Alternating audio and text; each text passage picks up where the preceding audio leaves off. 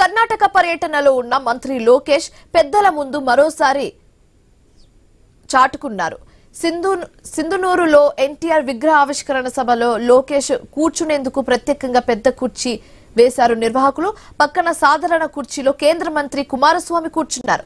అయితే మీరే ఈ కుర్చీలో కూర్చోవాలని కుమారస్వామి సూచించగా, లేదు సార్, మీరే పెద్దవాళ్లు, మీరే కుర్చీలో కూర్చోవాలని లోకేష్ అన్నారు.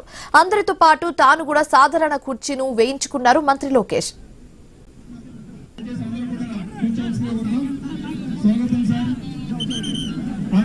కర్ణాటక రాష్ట్ర మాజీ ముఖ్యమంత్రి వర్యులు అలాగే ఆంధ్రప్రదేశ్ రాష్ట్ర ఐటీ మరియు విద్యాశాఖ మంత్రి అయినటువంటి నారా లోకేష్ గారికి, కేంద్ర రక్షణ సహాయ శాఖ మంత్రి అయినటువంటి సంజయ్ సేఠ్ గారికి కూడా స్వాగతం సుస్వాగతం.